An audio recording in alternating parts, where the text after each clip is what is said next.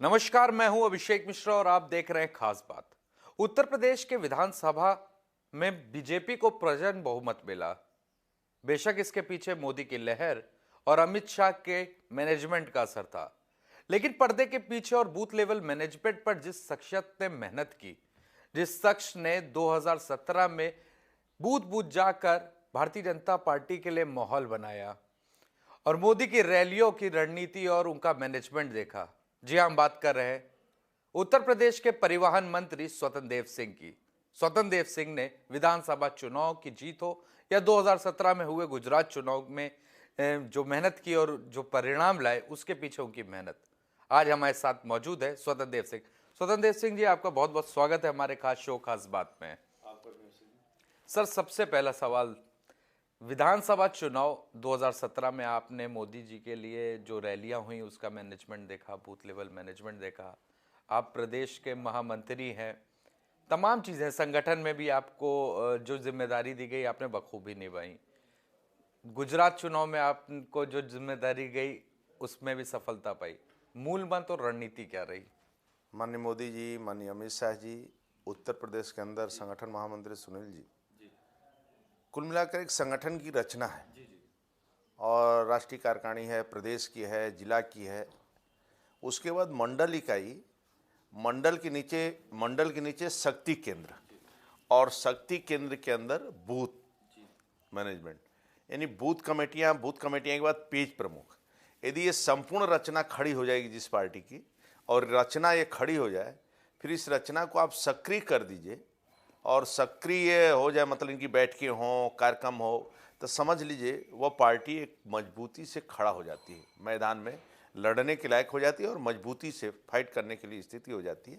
फिर ये संगठन की संरचना हो और नेता की लोकप्रियता, यानी देश के अंदर पहला नेता ऐसा आदरणीय मोदी जी, न खाएंगे, न खाने देंगे, न सोएंगे, न सोने देंगे, यानी व्यक्तिगत जीवन भी पूरा उनका उठाएंगे आप, तो केवल गांव, गरीब, किसान, झुग्गी झोपड़ी इंसान के लिए उनका जीवन है और गरीबों के विकास के लिए है।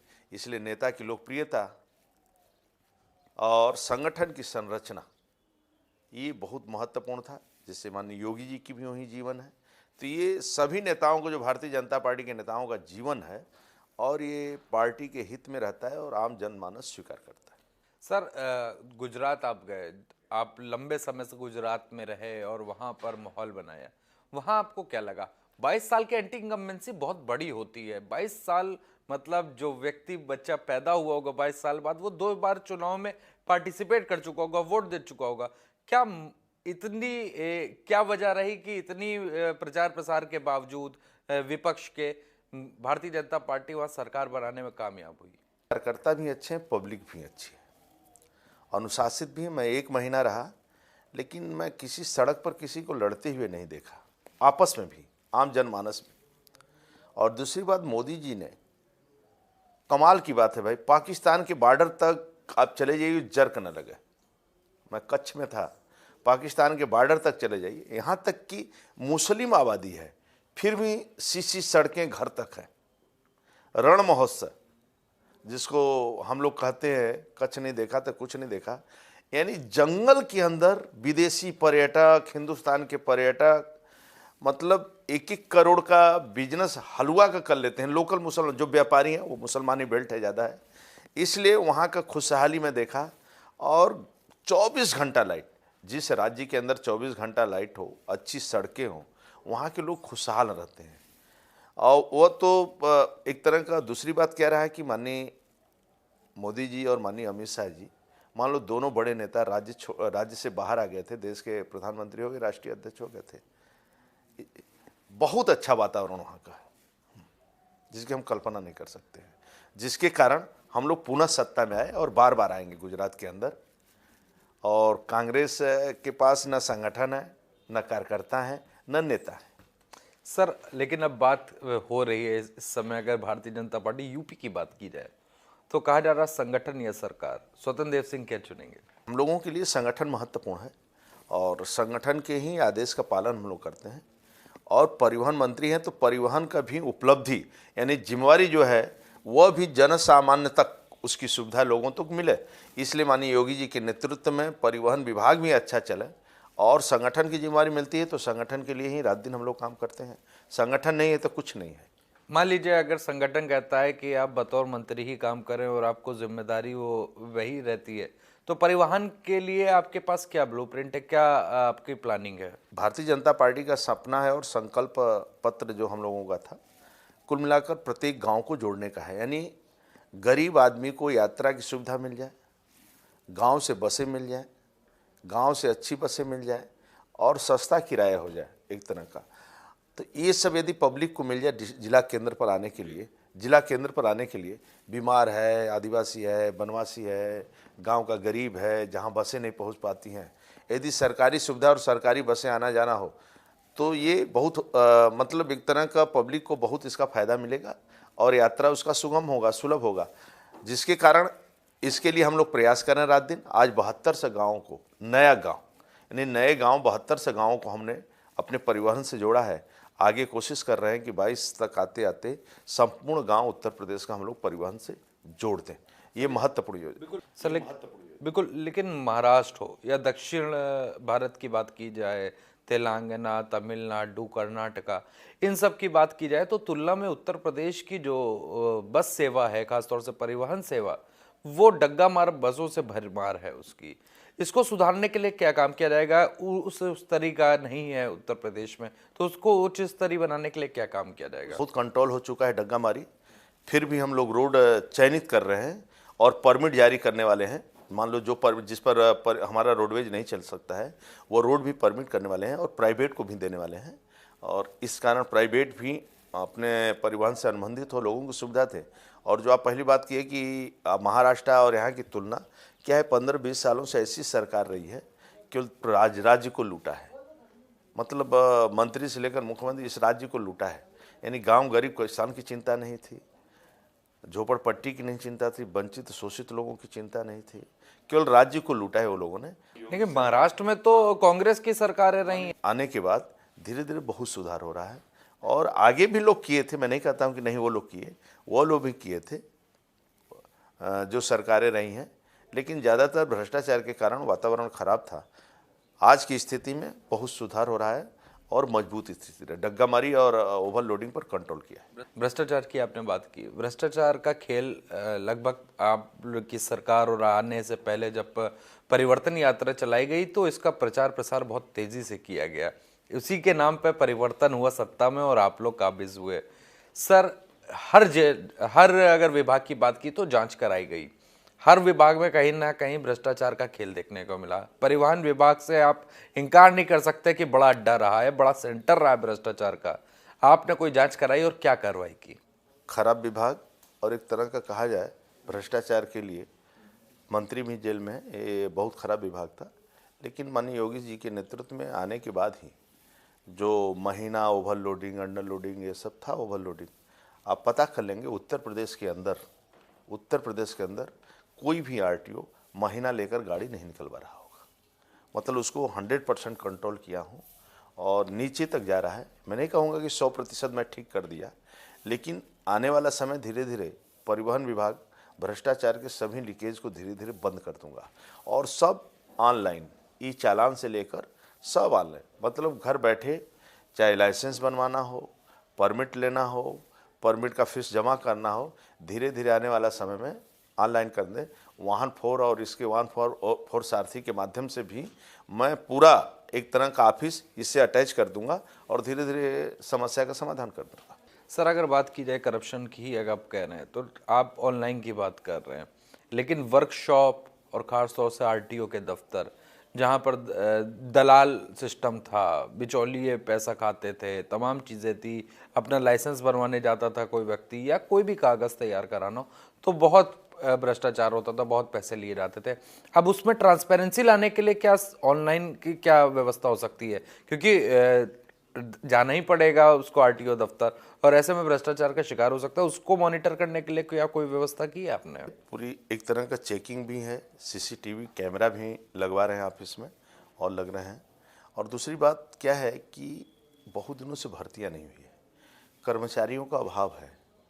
कंप्यूटर का सब काम हो चुका है। पुराने जो बाबू थे उस प्रकार के करते नहीं हैं, कर नहीं पाते हैं।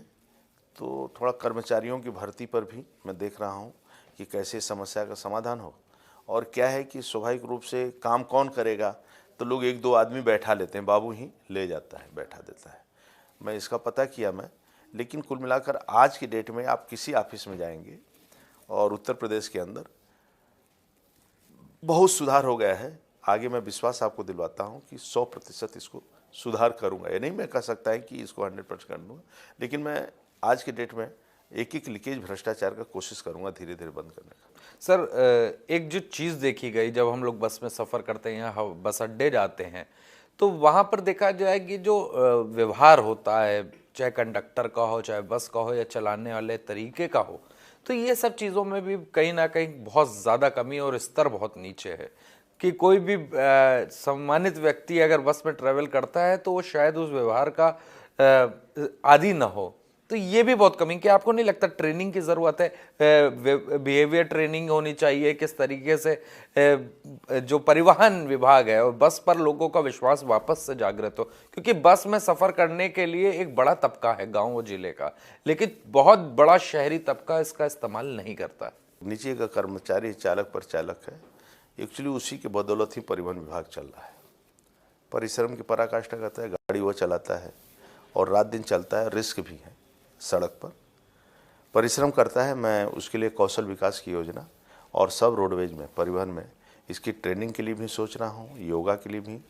ऐसे धीरे धीरे क्या है कि थोड़ा ट्रेंड होना चाहिए। दूसरी बात, आपने जो कहा है, उत्तर प्रदेश के अंदर ये पहली बार हुआ जो हमारे ड्राइवरों के माध्यम से, चालकों के माध्यम से, कि पर्स भी खो गया, लोगों का छूट गया, लैपटॉप भी छूट गया, मोबाइल भी छूट गया, सोने का सामान भी छूट गया। वह किसी न किसी दूसरे स्टेशन पर, ट्विटर पर, जैसे उन्होंने परिवहन और ट्विटर पर भेजा, मैसेज किया, तो कहीं ना कहीं दूसरे स्टेशन पर, सीतापुर हो चाहे बाराबंकी, जाकर उनको वह सामान मिल गया। ऐसे लोगों ने टाइम्स ऑफ इंडिया में भी इंटरव्यू दिया, अन्य जगह में दिया कि परिवहन पहली बार हुआ कि बस में सामान छूटा हुआ, सोना चांदी भी, जिसका पर्स छूट गया, उसमें अंगूठी रखा है या लैपटॉप छूट गया, उनका वापस हुआ। इसलिए कंडक्टर ड्राइवर का भी व्यवहार बदल रहा है। थोड़ा समस्या तो ही है, संघर्ष है, इसलिए आने वाला समय में और परिवर्तन होगा और यात्रियों के लिए ही कंडक्टर, उनका आचरण व्यवहार ठीक रहे। सर पर बर्फ हो, मुंह में शक्कर हो, सीने में आग हो, पैर में चक्कर, सोचे तो ठंडे दिमाग से और बोले तो मीठा, और सीने में आग हो अपने परिवहन के प्रति, भारत माँ के प्रति, अपने देश के प्रति, राष्ट्र के प्रति, और आम जनता को सेवा करने की उसके अंदर तत्पर हो। इसलिए ये उसके मन में रहना चाहिए। कोशिश कर रहा हूँ धीरे धीरे आगे तक भी, नीचे तक सुधार हो।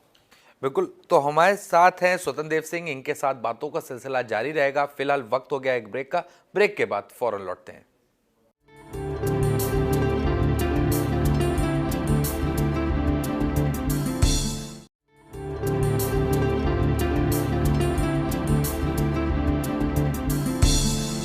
स्वागत है एक बार फिर आपका। हमारे साथ हैं परिवहन मंत्री स्वतंत्र देव सिंह जी। स्वतंत्र देव सिंह जी, आपसे जिस तरह बात हुई कि तमाम ट्रेनिंग प्रोग्राम आप चालू कराएंगे, लेकिन सर बस अड्डों के हालात पर अगर बात की जाए तो उत्तर प्रदेश में कोई भी ऐसा बस अड्डा नहीं जो हाई फाई हो। आप गुजरात होके आए, गुजरात में कई ऐसे हवाई अड्डे हैं जो हवाई अड्डे कह रहा हूँ, बस अड्डे हैं जो हवाई अड्डों को मात दे रहे हैं। तो ऐसे हवाई अड्डे उत्तर प्रदेश में कब तक आएंगे?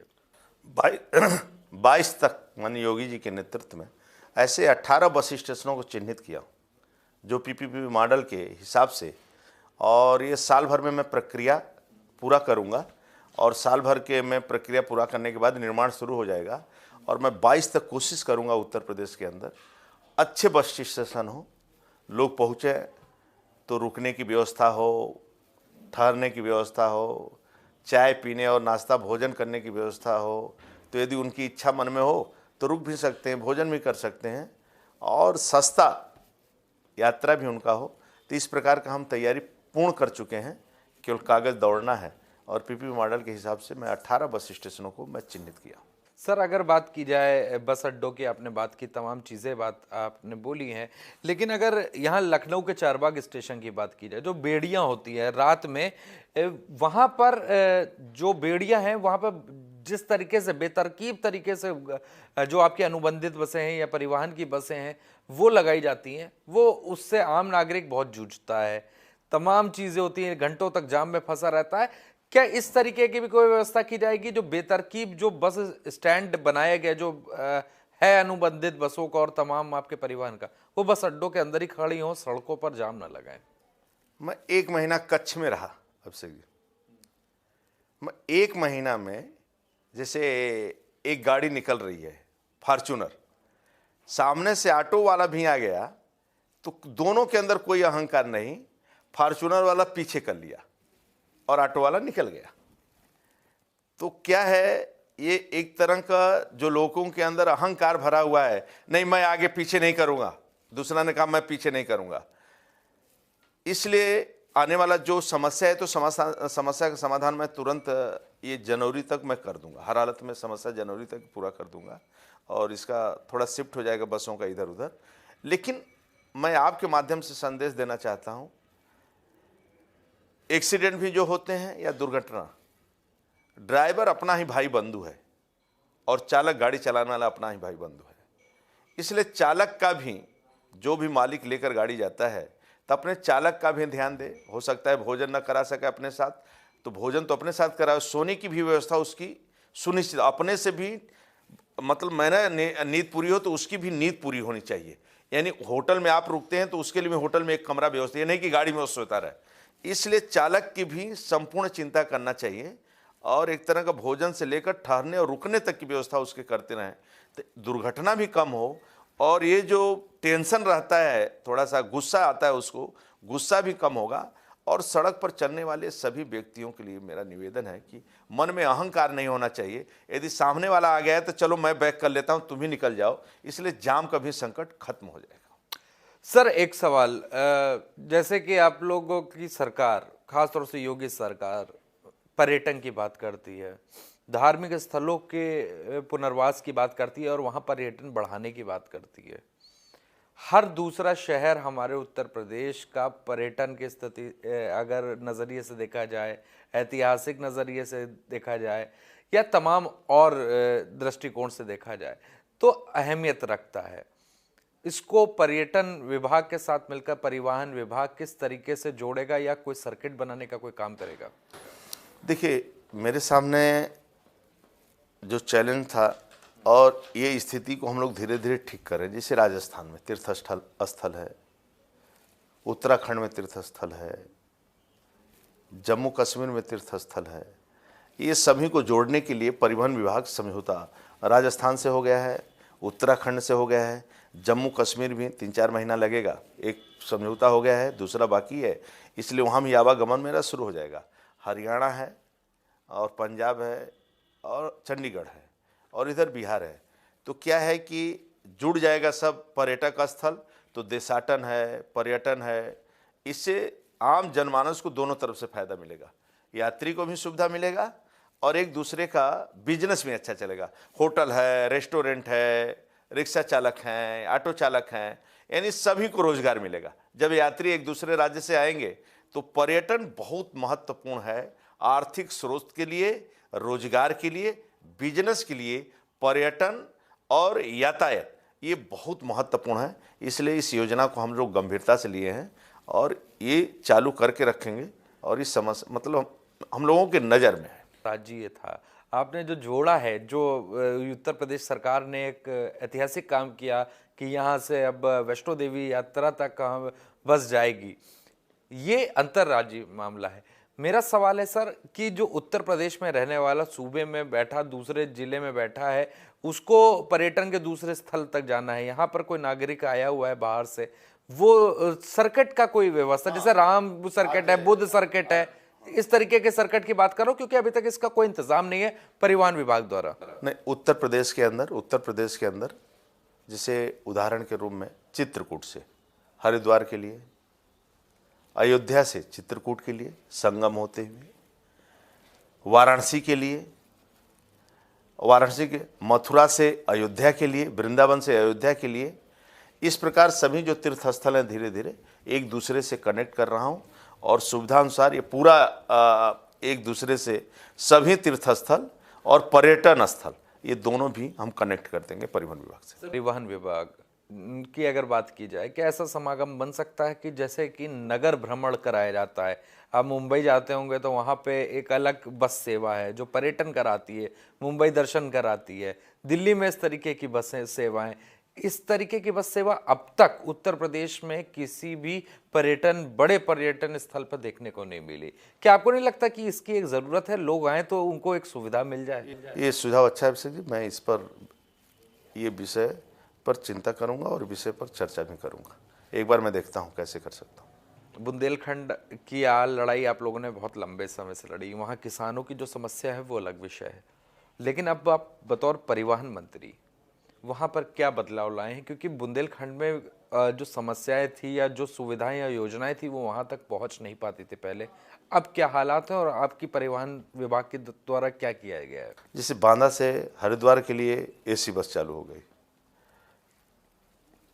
महोबा से लखनऊ के लिए एसी बस नहीं था कोई, उरई से दिल्ली के लिए एसी बस कोई नहीं था।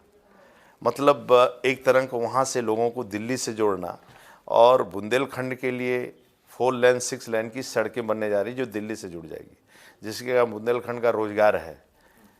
वहाँ अन्ना प्रथा की समस्या है, उस समस्या के समाधान के लिए भी और योजना गौशाला से लेकर अन्य योजनाएं भी मिल रही है। लेकिन अन्ना प्रथा की भी समस्या का समाधान हम सबको है, जन आंदोलन करने की ज़रूरत है कि गौ माता से यानी कि गोबर से और ये सब से भी पानी का स्तर भी ऊंचा होगा, यूरिया जो नुकसान कर रहा है, गोबर से खाद भी अच्छा होगा। इसलिए आम जनमानस को भी आपके माध्यम से मैं आग्रह करूंगा कि सब लोग यदि गाय अपना बांधेंगे और गाय अपने पास रखेंगे तो उससे घर का भी विकास होगा और खेत का भी विकास होगा। जो पानी नीचे जा रहा है पानी ऊपर आएगा, और केचुए उचुए जो नीचे भाग रहे हैं यूरिया और उससे कारण डीएपी कारण केचुए भी ऊपर आएंगे और खाद का और उत्पादन भी बढ़ेगा और सुविधाएं मिलेंगी। गौमूत्र और गोबर से बहुत फायदा मिलने वाला है। इसलिए परिवहन से तो मैं जोड़ दिया हूं और हर जनपद जोड़ दिया हूं, दिल्ली से और लखनऊ। आपने अभी जिस तरीके की बातें बताई कि एसी बसेस चलाई जा रही है, वॉल्वो बसेस चलाई जा रही हैं, लग्जरी बस की बात करता हूँ परिवहन विभाग की। अभी लग्जरी बसेस का ये हाल है कि 4-4 5-5 सवारी यहाँ से दिल्ली तक जाती हैं, बसें खाली जा रही हैं क्योंकि अतिरिक्त किराया है, बहुत ज़्यादा किराया लगाया गया है और सर्वजन हिताय के हित में ये किराया नहीं लगता क्योंकि लोग उसका इस्तेमाल नहीं कर पा रहे हैं। स्कैनिया वोल्वो का किराया कम करने जा रहा है आपका। हाँ, स्कैनिया वोल्वो का कम, वास्तव में किराया थोड़ा ज़्यादा है। क्या है, स्कैनिया वोल्वो का सफ़र लंबा होना चाहिए, दूरी कम नहीं। एक्चुअली इनको 800 किलोमीटर 600 किलोमीटर के ऊपर, तो अभी राजस्थान और जो वैष्णो देवी से वहाँ जम्मू से समझौता है उत्तराखंड से, इसलिए इस गाड़ियों का भी यात्रा लंबा होगा, तो इससे भी अच्छा रहेगा और ये प्रॉफिट भी होगा और सुविधाएं भी मिलेगी आम जनमानस को। सरकार जब बन रही थी तो उम्मीद लगाई गई थी कि स्वतंत्र देव सिंह जो इस सब के पीछे रहे, तमाम मेहनत की, तमाम चीज़ें की गई, ये जनता की बात कर रहा हूँ क्योंकि हम लोग जनता के बीच में रहे, तो माना जा रहा था कि आपको कैबिनेट मंत्री का पद मिलेगा, लेकिन ये बड़ा चौंकाने वाला था कि आपको राज्य मंत्री बनाया गया, हालांकि जिम्मेदारियां आपको लगातार दी गई। तो स्वतंत्र देव सिंह को इस नहीं लगता कि जो उनका पद था और जो कद है उसके मुताबिक पद नहीं मिला? देखिए, पद संगठन में आप आए हैं तो संगठन का काम करने के लक्ष्य, बहुत हजारों लाखों कार्यकर्ता ऐसे हैं जो मंत्री नहीं बन पाए, रात दिन परिश्रम की पराकाष्ठा करते हैं और देख भी नहीं कोई पाता है। ऐसे ऐसे कार्यकर्ता हैं जो सपा बसपा से संघर्ष कर लेते हैं और एक दुकान के ऊपर भी 3,000-5,000 की नौकरी करते हैं और ऐसी ऐसी शर्त लगा लेते हैं कि तुम कट्टर हो कि हम कट्टर हैं। कैसे साबित होगा तुम कट्टर हो कि हम कट्टर हैं? चलो आरा मशीन पर अपना हाथ रखो, मैं बीजेपी का कट्टर हूं कि तुम सपा के कट्टर हो। ऐसे ऐसे लाखों कार्यकर्ता डले हैं जिसके कारण आज भारतीय जनता पार्टी है। अब केरल के अंदर आंख लोग निकाल लेते हैं, फिर भी वो झंडा लेकर जाता है, हाथ काट लेते हैं, तब भी विचारधारा का झंडा लेकर बढ़ता है। पश्चिमी बंगाल के अंदर लोग दुकान बंद कर देते हैं, उसका मारते हैं, फिर भी वो भाजपा का झंडा लेकर आगे बढ़ता है। यानी भारतीय जनता पार्टी एक विचारधारा के लिए है, भारतीय जनता पार्टी का मिशन है, एक है। इसीलिए भारतीय जनता पार्टी का विचारधारा है कि पूरी दुनिया भारत माता के चरणों में नतमस्तक हो। और दूसरा विचारधारा है कि एक गरीब को छत मिल जाए और भरपेट भोजन मिल जाए, रहने को छत मिले, भरपेट भोजन मिले और दवा फ्री मिल जाए, और गांव की सड़कें हो जाए और उसके बच्चा शिक्षा ग्रहण कर ले। यही लक्ष्य भारतीय जनता पार्टी का है। पूरा राज्य देश, हाँ, कद और पद भारतीय जनता पार्टी के लिए नहीं है। भारतीय जनता पार्टी का जो भारतीय जनता पार्टी जिस पद पर बैठा दे उसको ईमानदारी के साथ, उसको राष्ट्र हित में और पार्टी हित में उसको काम करना चाहिए। बस उसका लक्ष्य है राष्ट्र हित, पार्टी हित और जनहित में जो दायित्व मिले, ये तीनों का हित देखते हुए जो सुगबुगाहट है वो ये है कि मंत्रिमंडल का विस्तार होगा। क्या निकट भविष्य में आपका प्रमोशन हो सकता है? मतलब ये योगी जी, पूज्य योगी जी का मामला है। ये मुख्यमंत्री हैं, बाकी संगठन है, अध्यक्ष है, महेंद्र पांडे जी हैं, सुनील जी हैं, ये लोग हैं, अपना संगठन के बारे में विचार करते हैं, कार्यकर्ताओं के बारे में विचार करते हैं। बाकी कुल मिलाकर एक ही लक्ष्य होना चाहिए। यदि हम दृश्य डालेंगे पूरे देश के अंदर, तो आज अमित शाह जी के नेतृत्व में और योगी जी के, आप देखते जाइए कमल आज 19 राज्यों में कमल खिला है। ऐसा नहीं कि 19 राज्य में कमल खिल गया तो बहुत सुखी हम लोग हैं। आज भी केरल का कार्यकर्ता का हाथ काट लिया जाता है, कम्युनिस्टों का इतना अत्याचार है। पश्चिमी बंगाल के अंदर कार्यकर्ता झंडा लेकर चलता है तो लोग मतलब उसकी दुकान तोड़ देते हैं, मकान तोड़ देते हैं। इस कठिनाई में, और जब तक हिंदुस्तान के अंदर, पूरे देश के अंदर कमल नहीं दिखाई दे, तब तक कार्यकर्ताओं को परिश्रम की पराकाष्ठा। शायद यही वजह है कि नया मूल मंत्र आया है, हारना नहीं है। दंगल फिल्म में ये डायलॉग था, संवाद था, हारना नहीं है। ये मूल मंत्र आप लोगों को दिया गया, और अब आपको जो जिम्मेदारी दी गई है वो मध्य प्रदेश की 3 उन सीटों की दी गई जहां पर आप लोग संसदीय सीट नहीं जीत पाए, छिंदवाड़ा, गुना और झाबुआ। यहाँ पर आपने एक रिपोर्ट भी अमित शाह जी को भेजी। आखिर क्या है और यहाँ की क्या रणनीति रहेगी, क्योंकि ये सीटें आपके पास नहीं रही? क्या है कि संगठन की दृष्टि से हम लोगों को जिम्मेवारी दी जाती है और मेन फोकस रहता है कि बूथ की कमेटियां गठन हो जाए और बूथ अध्यक्ष का गठन हो जाए, शक्ति केंद्र का गठन हो जाए, मंडल इकाइयाँ हों। तो कुल मिलाकर संगठन का संरचना खड़ा करना है, उसकी रचना हो जाए, फिर उस संगठन को सक्रिय कर दीजिए। यानी कार्यकर्ता को विचारधारा से कैसे जुड़ जाए, और कार्यकर्ता विचारधारा से जुड़ गया तो बूथ वो अपने आप जितवा देगा। बूथ का अध्यक्ष विचारधारा से जुड़ गया है तो उसको न जाति दिखाई देता है, न व्यक्ति दिखाई देता है, न क्षेत्र दिखाई देता है, न परिवार उसको दिखाई देता है, न धन तंत्र दिखाई देता है, न लाठी तंत्र दिखाई देता है। उसको केवल एक चीज़ दिखाई देता है, राष्ट्रवाद।